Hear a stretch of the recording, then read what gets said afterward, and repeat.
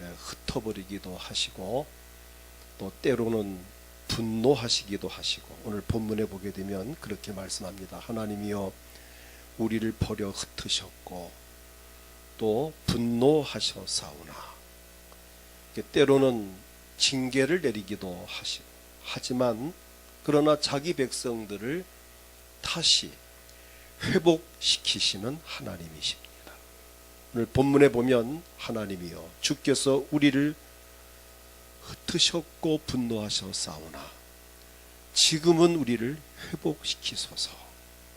이 다윗의 애절한 고백이 나옵니다. 하나님께서 이스라엘 백성들을 흩어 참 분노하시고 흩으셨지만, 그런데 그 이유가 분명히 있었습니다. 그 이유는 그들의 죄 때문이었습니다. 백성들이 하나님을 섬기지 아니하고 순종하지 아니하고 하나님을 거역하는 죄로 인하여 하나님께서 분노하시고 그들을 흩어버렸습니다. 그러나 자신들의 죄를 자복하고 하나님께 돌아와 그분의 명령에 순종할 때에 우리 하나님은 얼마든지 회복시키시는 하나님이십니다. 그래서 오늘 말씀의 제목이 회복시키시는 하나님, 지금 우리를 회복시키소서란 이 고백이 오늘 우리 모두의 고백이 되기를 원합니다. 여기서 회복이라고 하는 그 원문 슈브라는 단어입니다. 되돌아가다, 되돌아오다, 회복하다는 뜻입니다. 자, 그러면 첫째로 우리가 회복되어야 할 이유가 무엇인가? 왜 회복되어야 하는가? 인간은 누구나가 선하게 지음을 받았습니다. 신약성경 디모데전서 4장 4절을 보면 하나님께서 지으신 모든 것이 선함에 감사함으로 받으면 버릴 것이 없나니 라고 하셨습니다. 그러므로 본성은 누구나가 다 선합니다.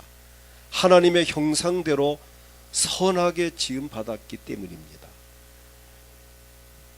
그런데 인간은 하나님 앞에 죄를 범함으로 말미암아 영은 죽었고 육체는 변질되었습니다.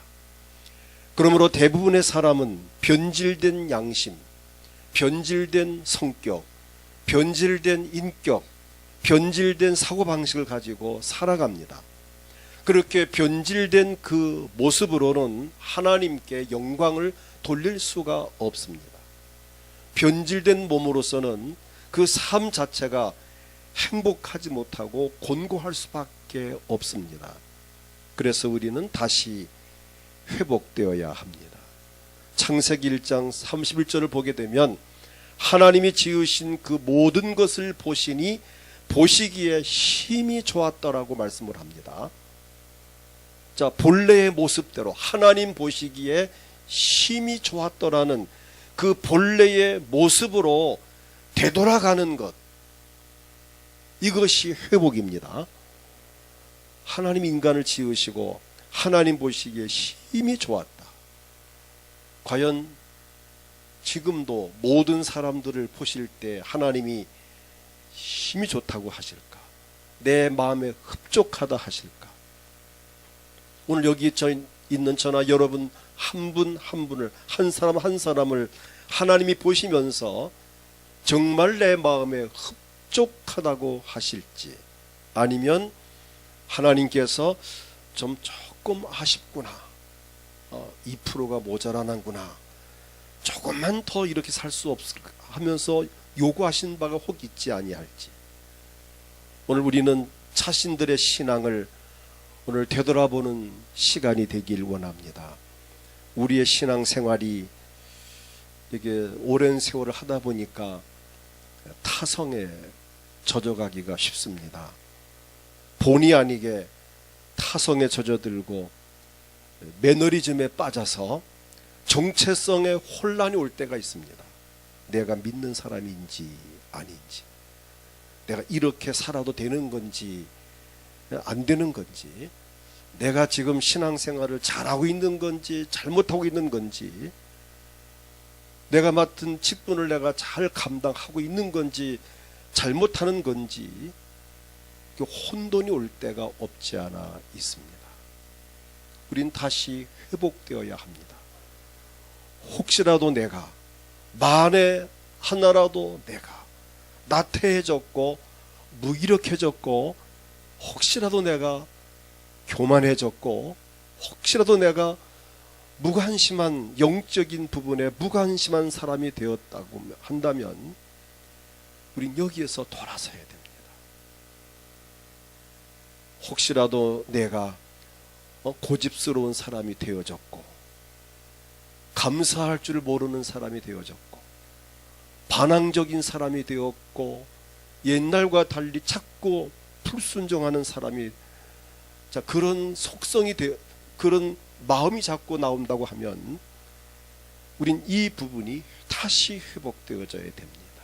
첫 신앙과 주님을 향한 첫사랑을 잊어버리고 사명감을 잃어버렸다면 이런 부분들을 우리 다시 회복해야 된다고 하는 사실입니다. 회복해야 될 이유가 분명한 이유가 하나 있습니다. 요한계시록 2장 5절을 보면 그러므로 어디서 떨어졌는지, 믿음이 어디서 떨어졌는지, 열심이 어디서 떨어졌는지, 주를 향한 그 감사하는 마음이 어디서 식어졌는지 생각하고 회개하여 처음 행위를 가지라. 만일 그리하지 아니하면 내가 회개하지 아니하면 내가 내게 가서 내 촛대를 그 자리에서 옮기리라고 하셨습니다. 첫사랑, 첫 은혜, 첫 열심을 다시 회복하라는 것입니다. 오늘 이 말씀을 주의 음성으로 듣기를 원합니다. 오늘 나에게서 하나님 촛대 옮기기 전에, 우리 가정에서 축복의 촛대를 옮기기 전에, 우리 교회에서 촛대를 옮기시기 전에 우리의 첫 신앙과 첫사랑을 회복해야 합니다. 주님을 처음 만났을 때의 그 열정이 회복되어져야 합니다. 세례를 받을 때에 그 감격이 회복되어져야 되고, 내가 직분을 처음 받던 날 그 감사와 감격이 회복되어져야 됩니다. 오늘 우리는 이런 부분에서 오늘 말씀의 제목과 같이 회복시키신 하나님을 만나 주여 우리를 회복시키소서. 오늘 이 회복의 은혜가 우리 모두에게 넘쳐날 수 있기를 축복합니다. 두 번째로, 과연 원상대로 회복이 가능할까? 자, 회복이 가능할까요? 불가능할까요? 가능합니다. 얼마든지 가능합니다. 하나님의 형상대로 지음받은 인간이 악한 모습으로 변질되고 망가진 그 원인이 죄 때문이거든요. 그러나 그 죄를 해결받으면 변질된 인간이 얼마든지 회복이 가능합니다. 예수님으로 말미암아 가능합니다. 요한 1서 3장 5절을 보면 그가 우리 죄를 없애려고 나타나신 것을 너희가 아나니 그에게는 죄가 없느니라. 우리 주님에게는 죄가 없는 그분이 우리 죄를 없애려고 나타나셨습니다. 그리고 우리 죄를 없애기 위해서 그분은 십자가에 피 흘려 죽으셨습니다.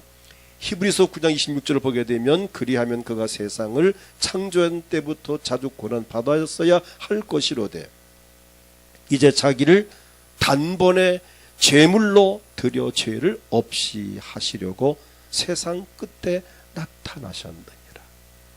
죄를 없이 하려고 오셨고, 히브리서 10장 10절을 보면 이 뜻을 따라 예수 그리스도의 몸을 단번에 들이심으로 말미암아 우리가 거룩함을 얻었노라. 예수님이 우리의 죄를 십자가의 피로 해결하시고 모든 저주를 끝내주셨습니다. 우리가 예수의 보혈을 의지하고 나의 죄악이 사함받는과 동시에 우리는 영적으로 회복이 이루어지는 것입니다. 인간은 본질적으로 선합니다. 인간은 하나님의 형상 지음받았기 때문에 누구나가 선함을 가지고 있습니다. 전 때로 그런 이야기를 합니다. 참 저 사람 좋은 사람인데. 누구나 다 사람은 좋은 사람입니다. 그런데 그 선한 마음이 세상에 살다 보니까 참 무디어지고 찌들고 하면서 점점 그 선함이 없어져가는 아쉬운 우리는 늘 발견합니다. 누구나가 다 인간은 선합니다. 다만 죄로 인해서 변질된 상태에서 악한 모습으로 살아가고 있는 것입니다. 그러나 예수의 피로 죄사함을 받고 성령 충만함과 말씀으로 거듭날 때 그 선함이 다시 회복될 수 있습니다. 하나님이 하십니다. 우리를 지으신 하나님께서 회복을 못 시킬 이유가 전혀 없습니다. 하나님은 전능하신 분이십니다. 욥기 22장 23절 보면은 내가 만일 전능자에게로 돌아가면 내가 지음을 받을 것이며 또 내 장막에서 풀이를 멀리하리라. 하나님께로 돌아가면 다시 지음 받듯이 얼마든지 회복이 가능합니다. 나를 지으신 분이신데 망가진 부분을 못 고칠 뿐이 아니죠. 내가 잘못된 성격, 화인 맞은 양심, 잘못된 습관, 얼마든지 하나님은 다시 나를 고칠 수 있는 분이십니다. 사무엘상 2장 6절 보면 여호와는 죽이기도 하시고 살리기도 하시며 스올에 내리게도 하시고 거기에서 올리기도 하시는도다. 자, 그렇다면 하나님께서 우리를 회복시키지 못할 이유가 없습니다. 어쩌다 변질된 나를 얼마든지 회복시킬 수 있는 하나님이십니다. 나의 첫 신앙과 첫 열정을 얼마든지 회복시킬 수 있는 전능하신 하나님이십니다. 오늘 그 하나님을 만나는 귀한 시간이 되어지길 원합니다. 오늘 자신들이 내가 이대로 괜찮을까? 조금 내가 손볼 부분이 없을까? 하나님 보실 때에 너 조금 이게 약간 부족하구나 하는 부분이 없을까? 아니면 전면적인 부분에서 좀 고칠 부분이 없을까?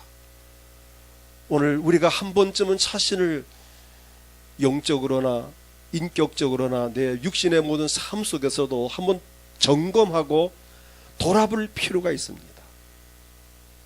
자, 그러면 세 번째 드릴 말씀은 무엇이 회복되어야 할 것인가 하는 부분입니다.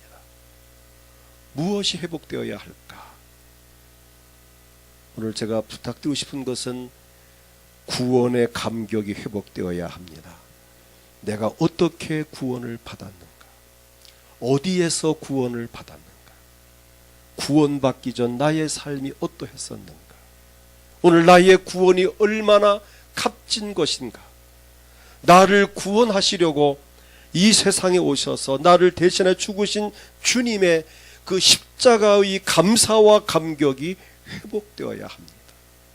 구원받은 감사와 감격을 잃으면 모든 것을 다 잃게 된다는 원리를 우리는 알아야 합니다. 구원받은 감사와 감격을 잃어버리면 모든 걸 다 잃어버리게 되어 있습니다. 감사하는 마음, 구원받은 것을 감사하는 마음, 죽었던 나를 살려주셨고 죄 가운데 빠진 나를 건져주셨고 지옥 갈 나를 천국으로 가게 하신 그 하나님 은혜, 나를 이렇게 복을 주기 위해서 하늘 영광 보좌를 버리고 이 땅에 오셔서 십자가 위에서 보배로운 피를 흘리고 죽으신 주님의 그 십자가의 은혜, 이 구원의 감사와 감격이 회복되어야 합니다. 그래서 성전에 와서 눈을 감고 기도하면 주여 할 때 그 감격이 회복이, 감사한 마음이 우러나와서 하나님, 나 같은 죄인이 이렇게 예수 믿고 구원받다니요, 지옥 갈 내가 천국을 갈 수 있게 되었으니 감사합니다. 내가 참 세상을 살면서 불행하게 바닥을 치고 절망할 수밖에 없는 나를 이렇게 행복하게 하시니 감사합니다. 구원의 감사와 감격과 함께 우린 이 감사하는 마음이 회복되어야 합니다. 모든 것이 다 주님의 은혜라고 늘 감사와 감격한 마음을 가지고 살았었는데 언제부터인가 모르지만 감사하는 마음을 점점 잃어갑니다. 잃은 정도가 아니라 상대적으로 원망과 불평이 이제는 습관화가 되어졌습니다. 정말 심각한 문제가 아닐 수 없습니다. 누구를 막론하고 감사를 잃으면 절대로 행복할 수 없습니다. 하나님은 은혜와 복은 우리에게 참 한없이 부어주셨는데 거기에 대한 감사를 만약에 잊어버린다면 내가 받은 은혜와 복은 거기까지입니다. 감사를 잃는 거기까지가 하나님이 주신 은혜와 복의 종착역입니다. 감사가 끊어지는 순간 은혜와 복도 끊어진다고 생각하시면 됩니다. 감사하는 마음이 회복될 때 은혜가 회복이 되고 복을 다시 받게 된다는 것을 기억하셔야 합니다. 만약 감사를 잃어버리면 은혜도 잃는다는 것을 기억해야 됩니다. 오늘 우리는 구원의 감격과 함께 이 감사가 회복되길 원합니다. 그리고 우리는 또 하나 중요한 것은 순종하는 마음이 회복되어져야 됩니다. 언제부터인가 순종하는 마음이 식어졌습니다. 때때로 목회자의 목회 방침이나 가르침에 순종하지 않는 경우도 있지만 거기까지는 또 목사가 마음에 안 들고 좀 기분 나쁘고 그럴 수 있다고 하지만 심지어는 하나님 말씀까지도 순종치 않는 경우를 봅니다. 담임 목사 순종치 않는 것은 내가 참으면 됩니다. 그러니까 내가 기분이 언짢고 안 좋아도 사정이 있겠지 내가 이해하면 되고 제가 참으면 되지만 근데 하나님 말씀에 순종치 않는 부분에 대해서만큼은 저는 책임질 수 없습니다. 물론 담임 목회자에게 순종치 않는 것은 내가 부족하니까 그렇겠지 내게도 책임이 있겠지 하고 내가 감수하고 내가 받아들이고 내가 성격 내가 죽이고 내가 참고 이해하면 다 이해가 됩니다. 그러나 하나님 말씀을 순종치 않는 거기에 대해서만큼은 그건 내가 노타치입니다. 그건 내가 타치할 수 없습니다. 왜? 그건 하나님이 하실 부분이기 때문에.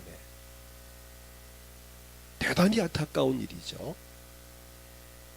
우리가 하나님 말씀을 순종하지 않는다면 하나님 앞에 버림받는다는 사실을 우리는 기억해야 됩니다.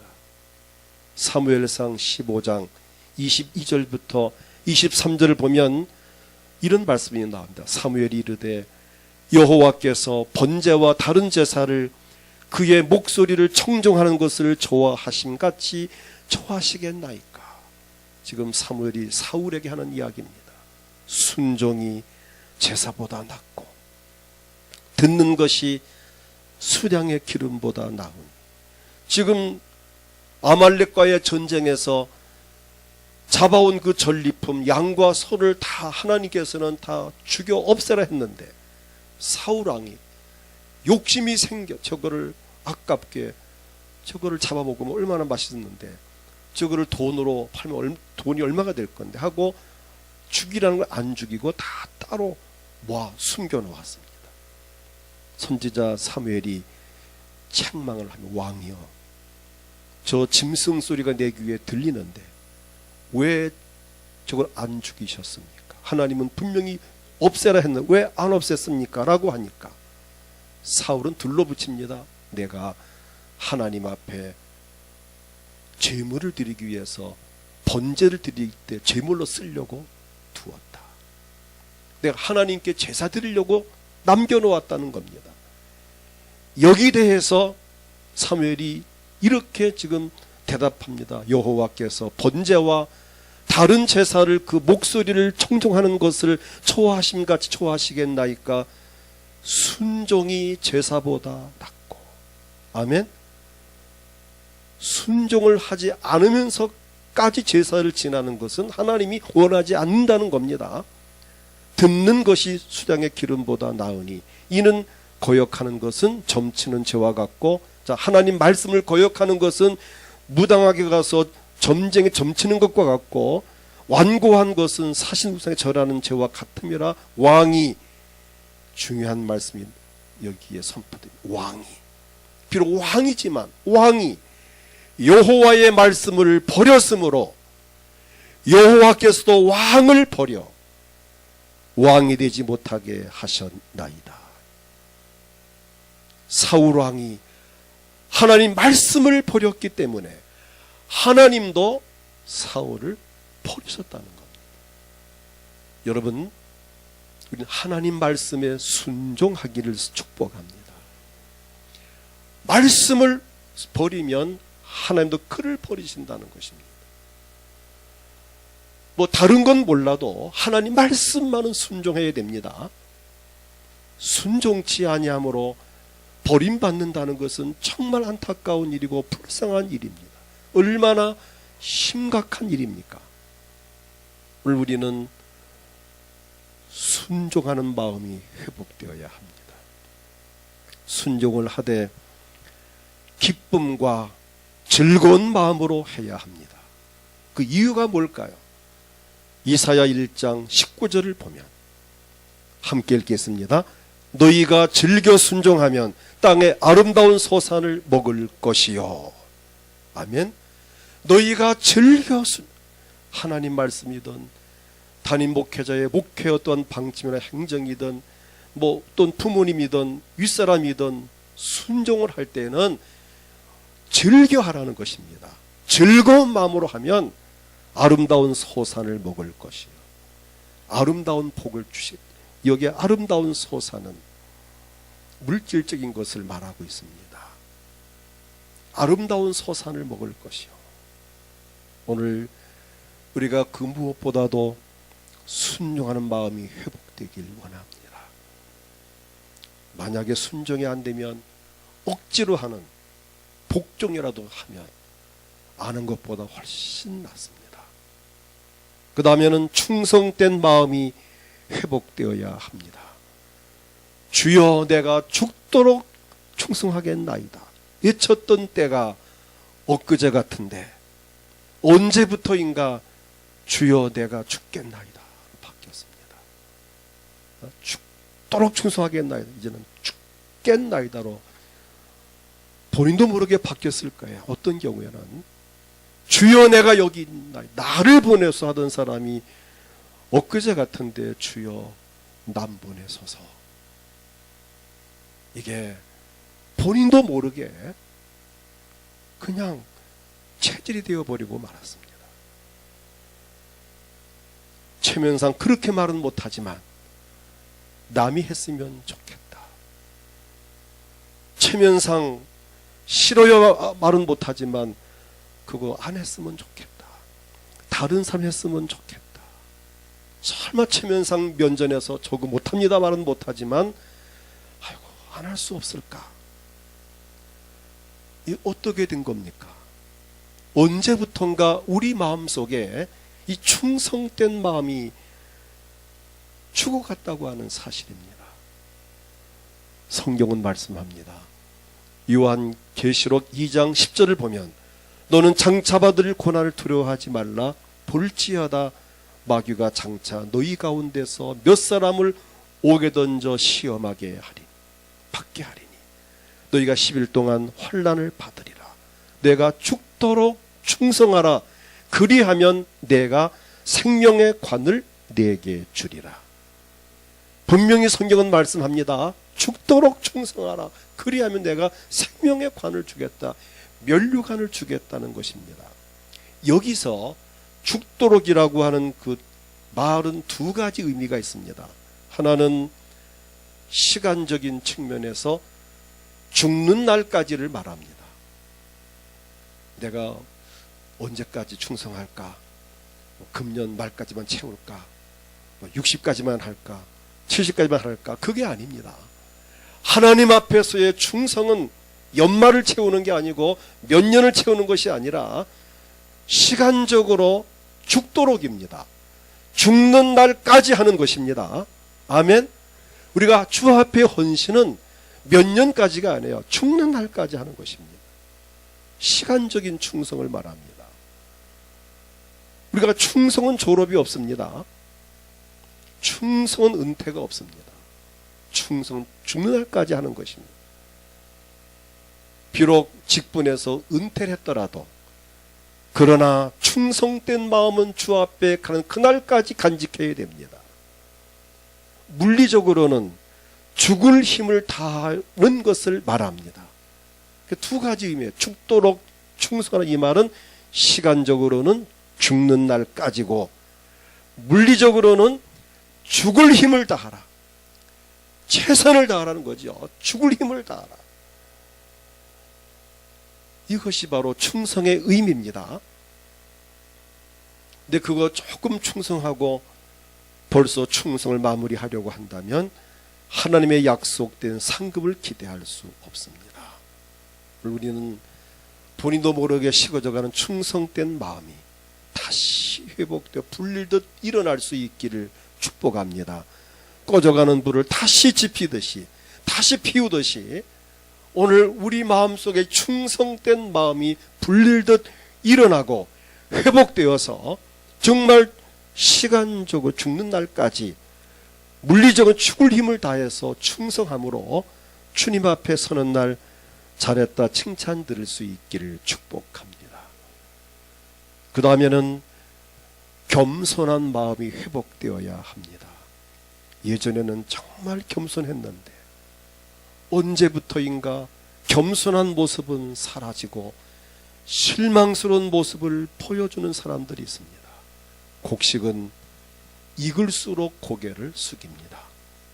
그러나 쭉정이는 그와 반대입니다. 쭉정이의 결말은 뻔합니다. 우리는 항상 겸손해야 됩니다. 그 이유가 뭘까요? 잠언 18장 12절 보면 사람의 마음의 교만은 멸망의 선봉이요. 교만은 멸망의 선봉이다. 겸손은 존귀의 길잡이니라. 이런 말씀은 정말 암송해야 됩니다. 겸손은 존귀함의 길잡이가 된다. 잠언 22장 4절을 보면 겸손과 여호와를 경외함의 보상은 재물과 영광과 생명이니라. 겸손한 자에게 하나님께서 보상을 해주시는데 재물로 보상해 주시고 영광으로 보상해 주시고 생명으로 포상해 주신다는 것입니다.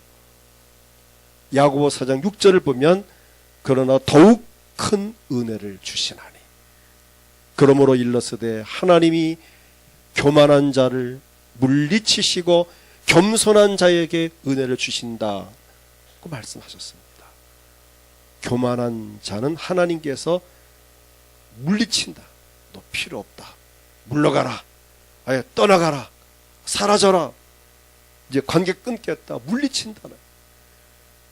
자, 교만하다가 하나님 앞에 내침받는 것이 아니라 겸손함으로 은혜를 흡족히 받을 수 있기를 축복합니다.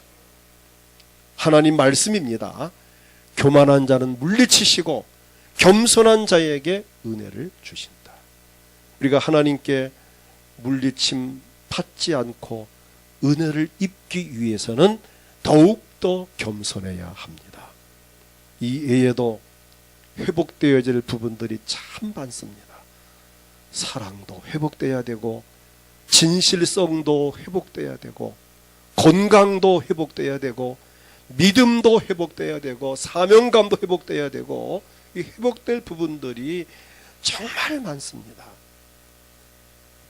그런데 중요한 것은 사람은 하나님의 형상대로 지음받았기 때문에 근본적으로 선함이 있다는 것입니다.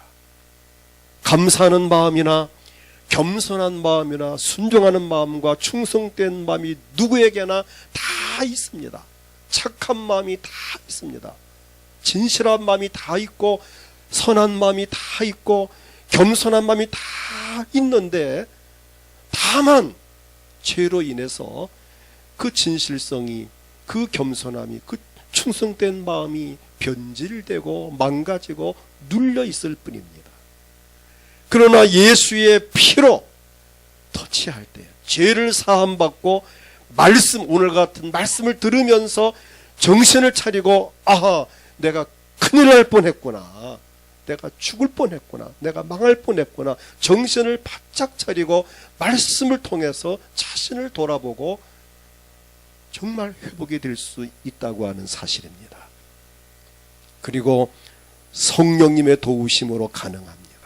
성령께서 내 마음을 감동하시고 깨우침을 주시고 움직여 주시고 내 마음을 역동적으로 불러 일으킬 때에 우리는 회복이 될 수 있습니다.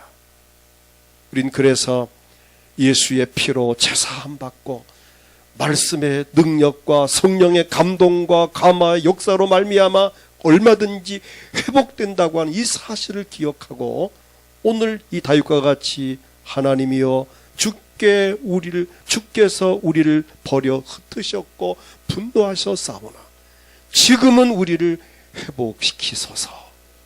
오늘 이 간구가 오늘 저나 여러분에게 필요합니다. 우리도 하나님께 오늘 간구하기 원한, 하나님 우리를 회복시키시옵소서. 주여 우리 가정을 회복시키시옵소서. 주여 우리 자녀들을 회복시켜 주시옵소서. 주여 나의 남편을 회복시켜 주시옵소서. 주여 나의 건강도 회복시켜 주세요. 나의 믿음을 회복시켜 주세요. 나의 모든 삶을 회복시켜 주세요. 우리 교회를 회복시켜 주세요. 우리 민족을 회복시켜 주세요. 우리 하나님은 얼마든지 회복시킬 수 있는 전능하신 하나님이십니다. 이 시간 다 같이 통성으로 기도합니다.